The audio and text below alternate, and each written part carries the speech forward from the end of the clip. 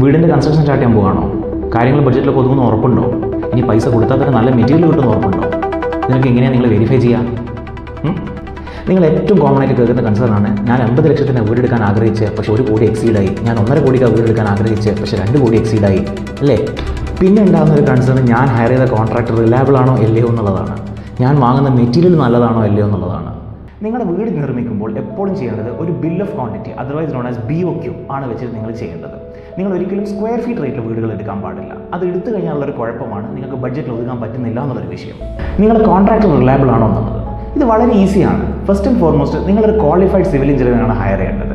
ഈ civil engineer ഒരു at least 5 to 10 years experience ഉള്ള ഒരാളായിരിക്കണം. നിങ്ങൾക്ക് അവരുടെ ചെയ്ത വീടുകളും ചെയ്ത കൺസ്ട്രക്ഷനും കാണാനുള്ള ഓപ്പർച്യൂണിറ്റി ഉണ്ടായിരിക്കണം. നിങ്ങൾ എപ്പോഴും നോട്ടീസ് ചെയ്യേണ്ട കാര്യം, നിങ്ങൾ മൾട്ടിപ്പിൾ കോൺട്രാക്ടേഴ്സിന് എടുത്ത് മൾട്ടിപ്പിൾ കൊട്ടേഷൻസ് എടുക്കുമ്പോൾ യൂഷ്വലി ചില ആൾക്കാർ കൊട്ടേഷൻസ് ഹൈ ആവാനും ചില ആൾക്കാർ കൊട്ടേഷൻസ് ലോ ആവാനും ചാൻസ് ഉണ്ട്. ഇതിൻ്റെ ഒരു തമ്പ് റൂൾ എന്താണെന്ന് വെച്ച് കഴിഞ്ഞാൽ, എക്സ്പീരിയൻസ് കൂടുന്ന ആൾക്കാരെ കൊട്ടേഷൻസ് എപ്പോഴും കൂടുതലായിരിക്കും. അതൊന്നുമല്ല, അവരുടെ എക്സ്പീരിയൻസ് തന്നെയാണ്.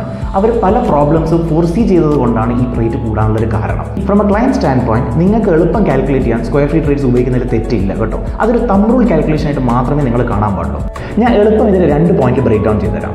അപ് ടു പ്ലാസ്റ്ററിങ്, അതായത് നമ്മുടെ തേപ്പ് വരെ ഉള്ള ഒരു ബഡ്ജറ്റിംഗ് ചെയ്യുമ്പോൾ ഒരു 1200-1300 രൂപ പെർ സ്ക്വയർ ഫീറ്റിലാണ് ഏകദേശം അത് റഫായിട്ട് അവസാനിക്കുക.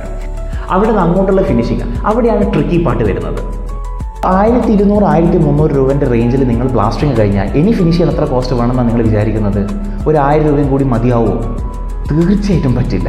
ഒരു വീട് ഭംഗിക്ക് ഫിനിഷ് ചെയ്യണമെന്നുണ്ടെങ്കിൽ അവിടെ നിന്ന് അറ്റ്ലീസ്റ്റ് നിങ്ങൾ 1200, അതായത് നിങ്ങൾ എത്രയാണോ പ്ലാസ്റ്ററിങ് സ്റ്റേജ് വരെ ചിലവാക്കിയത് അത്രയെങ്കിലും മിനിമം സ്പെൻഡ് ചെയ്താൽ മാത്രമേ നിങ്ങൾക്ക് എന്ത് ചെയ്യാൻ പറ്റുള്ളൂ, ഒന്ന് വൃത്തിക്ക് ഭംഗിക്ക് വീട്ടിൽ കൂടാൻ പറ്റുള്ളൂ. പക്ഷേ ഞാൻ പറയും ബഡ്ജറ്റിംഗ് അങ്ങനെ ചെയ്യരുത്. ബഡ്ജറ്റിംഗ് ചെയ്യുമ്പോൾ നിങ്ങൾ റഫ്ലി 3000 rupees per square feet വെച്ചിട്ടെങ്കിലും ചെയ്യണം. ഇത് ബഡ്ജറ്റിംഗ് പർപ്പസിനാണ് ഞാൻ പറയുന്നത്. നിങ്ങളുടെ ആക്ച്വൽ കോസ്റ്റ് അല്ല ഞാൻ പറയുന്നത്.